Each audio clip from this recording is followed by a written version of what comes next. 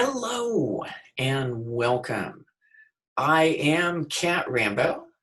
I am a Pacific Northwest based writer and teacher, and I have come today to talk to you about principles for pantsers. I have written, I want to say 4 or 5 novels now, I'm not quite sure, and over 200 short stories, and a great deal of pantsing has taken place in the course of that. And in fact, I teach a whole 2-hour workshop on principles for pantsers.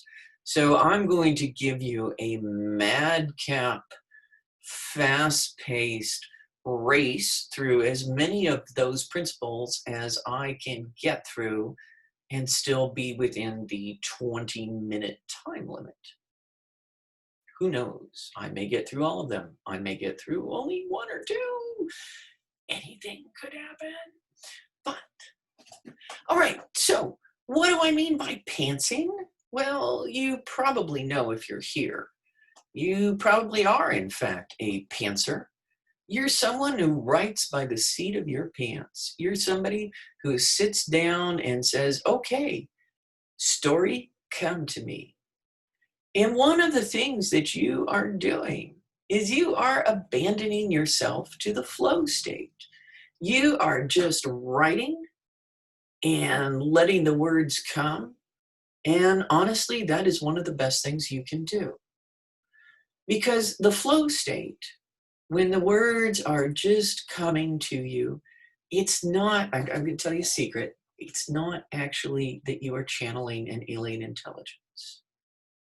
You have not actually contacted a Greek muse and successfully enticed them into whispering your ear. Nope. The answer is actually you've done something much more marvelous. You have gotten in touch with your creative side. And your creative side is a source of joy, it's a source of wonder, and it is a source of marvelous things, and it is your very best tool for creating amazing fiction. The stuff that comes to us in the flow state is often the very best stuff. It's often the stuff where we are making profound and wonderful connections. And one of the things that I want to emphasize about that is one of the most important principles for pantsers, which is that you don't achieve perfection in the first draft. In fact, far from it. And one of the things that you must do as a pantser, or else be totally paralyzed, is give yourself permission to write shitty drafts. Now, actually, all of us should be giving ourselves permission to do that, because one of the things about writing is you make stuff perfect in the rewrite. You don't make it perfect in the first draft. If you were a writer who was writing perfect first drafts, you would be very short-lived because the rest of us would hunt you down and kill you. Because it's not quite possible. And some people work with very elaborate outlines, but they're still discovering stuff, even with those outlines. Even those, God help them, those souls with the 20,000 word outline, the 30,000 word outline, they're still finding stuff out as they write. And so that brings me to one of my first principles, which is that the outline is not something you have to start with. In fact, the way that I work is I actually do my outline in thirds lately, and I have a process that continually evolves. So I write a very rough outline, right? And so here's an example of the rough outline that I started the novel that's coming out in 2021 with. I said to myself, I want this gang of mercenaries. I want them to have established a restaurant on a spaceship. They left the army that they worked for, and they've decided to create this restaurant. And then at some point, stuff is going to start happening. They're going to steal this intelligent ship, and they're going to go, I don't know, they'll fight something. Maybe it's space pirates. And that literally was the outline that I kind of sat down with. And the way that I wrote it was I wrote a few scenes that had kind of come to me, like here's what the restaurant is like. Here's here they are in the kitchen talking about the food critic that's coming, and then I constructed the first third of the book in outline form. So I wrote an outline, but it was only for the first third, and it was a fairly detailed outline. I want to say it was maybe actually not that detailed, maybe 300, 500 words. And so I wrote that first third based on that outline. And I didn't worry about the second third or the third third, right? I just was like, okay, whatever. And I wrote that first third. And in the course of it, I discovered enough that then when I was ready, I could write the second third of my outline. And I wrote the second third. And then I knew enough that I could write the last third. And then, and only then, did I write my definitive outline, because it was a tool that I would use in the rewrite. Now, why am I saying thirds? And the reason for that is I use a pretty standard 3-act structure, just as a play would. And I think about the book in those terms, because I want each act to end with something dramatic. All right, in the theater, this would be the moment that they go out into the lobby and everybody gets a drink and they talk about, like, oh my God, what do you think? Is that going to do? Ooh. That's what I want. And so that is the structure that I picked. It's not the only structure by a long shot. It's a good and useful one for me. Okay, so outlines, you don't have to start with them. You can apply them at any time. And sometimes they are most useful at the end. So that is one of my principles. Another principle is what I call the resonance of the repeated scene. And this is the thing about pantsing your way into a novel. And this is particular to novels rather than stories. I don't think one does it quite as much in stories, and it's because novels are so much longer. And this phenomenon is simply that you write the same scene multiple times. You don't realize you're doing it. And it's not till you get back to your manuscript and you suddenly go, oh, I wrote that scene 3 times, 4 times, who knows? Why did I do that? Well, the reason that you did that is it's a pretty important scene.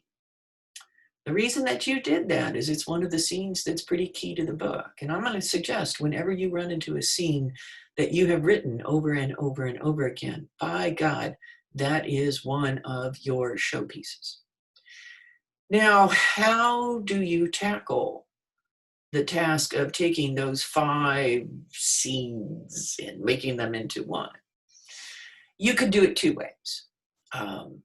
But I mean, you could do it many ways, but the 2 ways that seem the most logical to me, one, which is the less preferable, the 2 would be to pick one of those scenes and just sort of adapt it so it has all the stuff from the other scenes in it. Now, that's certainly an approach. What I would suggest doing actually is writing the scene one more time. And this time you're going to write it having looked at those other scenes beforehand and knowing everything that needs to happen in it and what from those other versions needs to make their way into it. So that's what I would do with that repeated scene. So you're going to look at it. You're going to look at the repeated scene and say, what are the commonalities? What are the differences? What are the things that these scenes accomplish? Which ones move the story along in the most strong manner? Because that's going to have some useful stuff in it. Okay.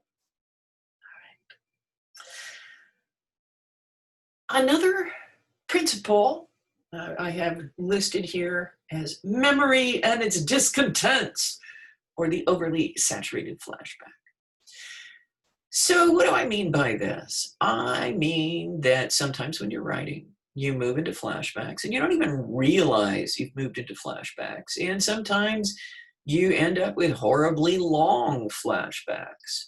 And part of the problem is that if you have a flashback in a scene, it requires a certain amount of padding, right? It requires a certain amount of signaling that this is a flashback. If you remember the movie Bill and Ted's Excellent Adventure, how do they signal flashbacks? They go, I think that's how they do it, if I'm remembering correctly. So you need the verbal equivalent of that. And you engage in it when you're pantsing your way into it. Holy shit, do you engage in it? You put so much of it into it.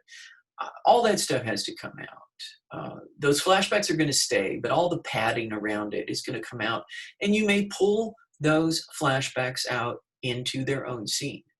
That is perfectly okay. And in fact, it may work much better as its own scene. But you're going to want to go through all your flashbacks and think about, what is the chronology? When does the reader need to know this? When is the point in the narrative where delivering the information in this flashback is going to move the story along? Right? Because one of the things flashbacks do is they slow a story down when we know they're flashbacks, because we know certain predictable things about them, right? We know that nobody's going to die, that like the narrator's not going to die in the middle of them because it's a flashback, right? There's a little bit less tension in a flashback. So you're going to want to think about that.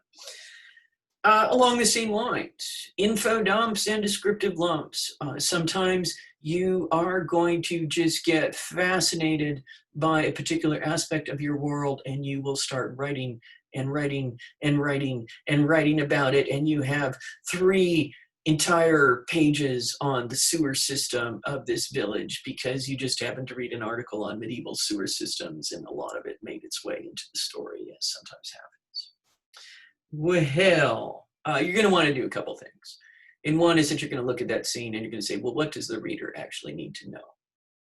Because if the reader doesn't actually need to know it, and it's not like super entertaining and interesting, or do something else, it's got to go. Now, does that mean you wasted that 3 pages? No, writing is writing. Writing to discover, this is part of it. You write stuff that doesn't make its way into the final draft. And that is part of pantsing.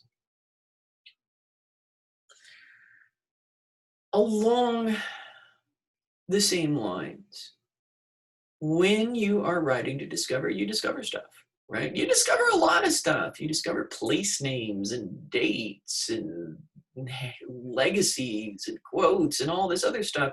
So you better have something to put that stuff in that is outside your manuscript. Now, that can just be a notebook that you write this stuff in.